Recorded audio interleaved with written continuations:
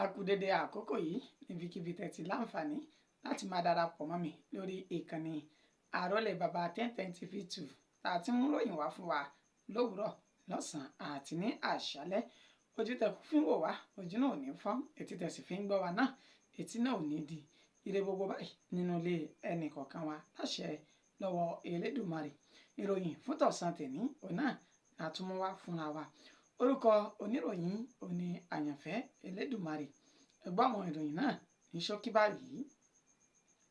Wọ́n ti rí òkú abilékọ èyí tí ó sọnù nílùú Àbújá. Ọlọ́dẹ tó ń ṣọ́ ilé ìjọsìn òní ó gún ọmọ ìjọ kan lọ́bẹ pa ní ìpínlẹ̀ Anambra. Ilé ẹjọ́ gíga ní ìpínlẹ̀ Èkìtì ti ju olùkọ́ iléèwé kan sẹ́wọ̀n ọdún 15 lórí ẹ̀sùn ìfipábánilòpọ̀ èyí tó ṣe. Ẹ gbọ́ ìròyìn náà lẹ́kùnrẹ́rẹ́ báyìí. Arábìnrin tó jẹ́ abilékọ tí wọ́n kéde rẹ̀ lẹ́ni tí wọ́n wá èyí tí ó sọnù ní ọjọ́bọ̀ tọ́sídẹ̀ẹ́ ọ̀sẹ̀ tó kọjá èyí tí ń ṣe ọjọ́ 16 oṣù karùn-ún ọdún tí a wà yìí ó ní wọ́n ti sọ wípé wọ́n rí òkú rẹ̀ báyìí ní ẹni tí ó ti kú. Abilékọ tí wọ́n pè ní ẹni ọdún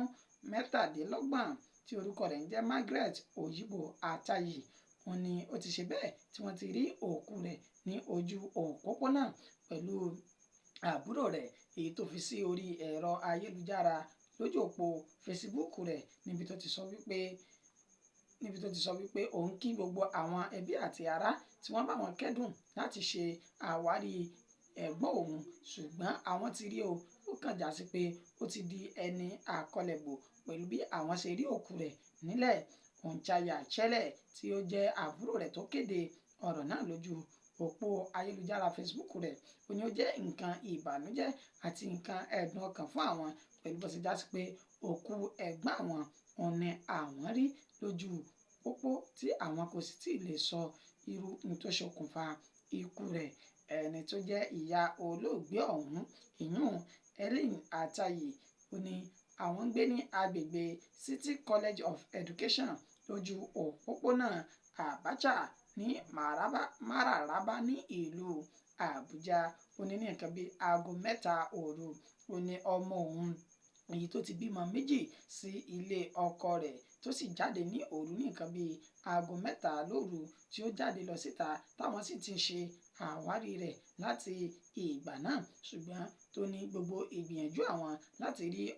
ọmọ òun ó ní ó já sí pàbó pẹ̀lú bó ṣe já sí pé ní àná tí í ṣe ọjọ́ àìkú túsídẹ̀ẹ́ ó ní wọ́n kéde rẹ̀ síta wípé àwọn ti padà rí òkú rẹ̀ ní ibi tí ó kú sí, ṣùgbọ́n ó ní àwọn kò mọ ohun tó fà á àbí tó ṣe okùnfà ikú rẹ̀. Bákan náà ló sì ṣe lálàyé pé àwọn ti gbé òkú náà láti sin ní ìlànà ti Kìrìsìtẹ́nì. Ọlọ́dẹ tó gbà tó ń ṣọ́ ilé ìjọsìn ó ní ó ti gún ọmọ ìjọ kan lọ́bẹ pa ní ìpínlẹ̀ Anambra. Ọlọ́dẹ tí wọ́n pe orúkọ rẹ̀ ní David Isaac èyí tó ṣọ́ ilé ìjọsìn St. Alphonsus Catholic Church tó wà ní Ìpọ̀ Uno ní ìjọba ìbílẹ̀ Idemili ní ìpínlẹ̀ Anambra ó ní ó ti ṣe bẹ́ẹ̀ tí ó ti ṣekú pa arákùnrin kan èyí tí wọn kò tí ì fi orúkọ rẹ̀ léde lásìkò tí a fi ń kó ìròyìn yìí jọ ní aago 8 alẹ́ àná. Ó ní ìṣẹ̀lẹ̀ burúkú náà ni ó ṣẹlẹ̀ pẹ̀lú bó ṣe ṣe ní àlàyé láwọn tí ọ̀rọ̀ náà tí ó ṣojú wọn tí wọ́n sì ní ká fi orúkọ bọ àwọn láṣìírí pẹ̀lú bó ṣe já sí pé kò sí ní ìlànà tó tọ́ láti bá àwọn oníròyìn sọ̀rọ̀. Wọ́n ṣe ní àlàyé wípé arákùnrin Isaac ó ní ilé ìjọsìn àwọn gbà láti máa ṣọ́ ọgbà ilé ìjọsìn náà, ṣùgbọ́n wọ́n ní alẹ́ àná tí í ṣe ọjọ́ ìṣẹ́gun túsídẹ̀ẹ́ ó ní ó ṣẹlẹ̀ pẹ̀lú bó ṣe já sí pé wọ́n rìn káàkiri inú ọgbà ṣọ́ọ̀ṣì náà láti ṣe àwárí iṣẹ́ tí wọ́n gbé ràn ni ó fi rí arákùnrin kan àti ọ̀dọ́bìnrin tó jẹ́ ọmọ ìjọ ilé ìjọsìn tí wọ́n pè ní Alphonsus Catholic Church yìí ó ní ibi tí ó ti rí àwọn méjèèjì ni ó ti sọ wípé wọ́n ní ìbálòpọ̀ pẹ̀lú ara wọn ní ilé ìjọsìn ni, ṣùgbọ́n tó ẹni tí ó ṣekú pa ọ̀hún tó ní àwọn kò ní ìbálòpọ̀ bí kì í ṣe pé àwọn ń gba àdúrà ni. Ọ̀rọ̀ yìí ni ó fa èdè àìyedè láàrin àwọn méjèèjì tí ó sì ti di gbọ́nmi sí omi ò tó. Wọ́n ní kí àwọn tó ṣẹ́jú pé òun ni ọlọ́dẹ ọ̀hún ti fa ọ̀bẹ dágà kan yọ tó sì fi gún ọ̀dọ́kùnrin náà ní ọrùn tí ẹ̀jẹ̀ sì ń sọ̀sọ̀sọ̀ ní ara rẹ̀. Wọ́n ní kí ó tó di pé àwọn gbé dé ilé ìwòsàn tó wà nítòsí, òun ni aṣọ kò ti bá ọmọyẹ mọ́ tí ọmọyẹ rẹ̀ tó sì ti rìn ìhòhò wọ ọjà pẹ̀lú bó ṣe kéde rẹ̀ gẹ́gẹ́ bí ẹni tí ó ti jẹ́ aláìsí. Ẹni tó jẹ́ alukoro iléeṣẹ́ ọlọ́pàá ìpínlẹ̀ Anambra yún Tochukwu Nkega ó ṣe ní àlàyé pé lásìkò tá a fi ń kó ìròyìn jọ òun kò tí ì rí òkodoro ọ̀rọ̀ gbámú nípa ìṣẹ̀lẹ̀ náà, ṣùgbọ́n wọ́n ti fa ọ̀daràn David Isaac ọ̀hún lé àwọn lọ́wọ́ tí ọ̀pọ̀lọpọ̀ àwọn ọmọ ìjọ sì ń bu ẹnu àtẹ́ lu àwọn adarí ilé ìjọsìn náà wípé kò yẹ kí wọ́n gba irú ènìyàn bẹ́ẹ̀ gẹ́gẹ́ bí ẹni tí ó máa sọ ọgbà ilé ìjọsìn ọ̀hún gẹ́gẹ́ bí ó ṣe ṣe ikú pa ọmọ ìjọ èyí tó dú ní ọrùn pẹ̀lú ọ̀bẹ dágà. Ilé ẹjọ́ gíga ní ìpínlẹ̀ Èkìtì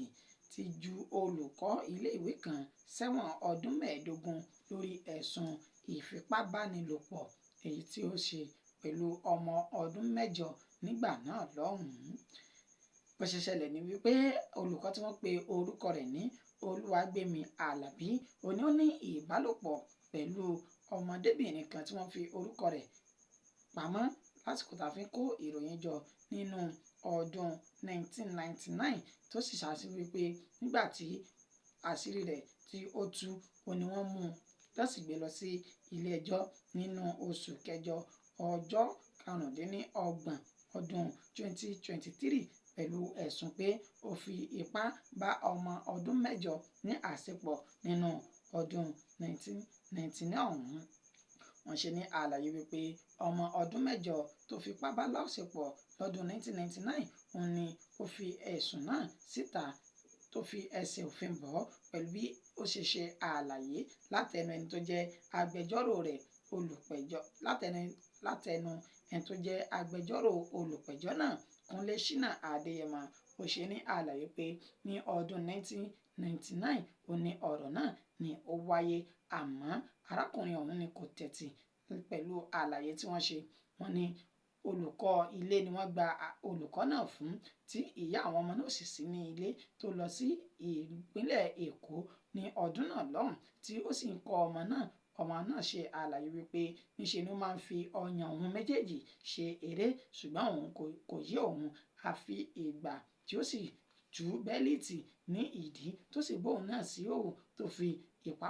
ìpátìkúùkù bá òun láṣepọ̀ ní ọdún 1999. Ó ṣe ní àlàyé wípé òun sunkún káàkiri àdúgbò táwọn ará àdúgbò sì rò wípé bóyá màmá òun ló ṣaláìsí, ṣùgbọ́n ọ̀rọ̀ náà tóbi fún òun láti sọ ohun tí ó ṣẹlẹ̀. Ó ní ràbàràbà ọ̀rọ̀ náà ó ní ó fa ìtìjú fún òun tí òun kò fi lè ka ìwé òun já ní iléèwé alákọ̀ọ́bẹ̀rẹ̀ èyí tí òun kà. Ó wá tún ṣe ní àlàyé pé nígbà tó di nǹkan bíi ọdún 2012 ó ní òun ṣe alábàápàdé olùkọ́ ọ̀hún èyí tó fipá bá òun lòpọ̀ nínú ọdún 1999 lójú òpó ayélujára Facebook tó sì ní ó fi àtẹ̀jíṣẹ́ wá di ọ̀rẹ́ mi sí mi ìyún friend request. Ó ní òun kò gbà á wọlé. Ó ní bẹ́ẹ̀ ni ó máa ń fi àwọn fídíò oríṣiríṣi tó ní ṣe pẹ̀lú ìbálòpọ̀ àtàwọn àtẹ̀jíṣẹ́ burúkú ránṣẹ́ sí òun tí ó sì tún dúnkokò mọ́ ẹ̀mí òun wípé kí àwọn tún padà sí ìpìlẹ̀ pẹ̀lú bí òun ṣe bá ní àṣepọ̀ ní ọdún 1999 ọ̀hún kí àwọn tún tẹ̀síwájú nígbà tí àwọn tó ti dàgbà sí báyìí. Ó ní gbogbo ọ̀rọ̀ yìí ó ní ó bí òun nínú tí wọ́n sì lọ fi ẹjọ́ sun àwọn agbófinró tí wọ́n jẹ́ amòfin. Wọ́n ní àwọn náà ní kí òun sì máa wò ó níranná káwọn fi wo ohun tí yóò ṣẹlẹ̀. Ó ní nígbà tí òun kò lè mú mọ́ra mọ́ ní òun ti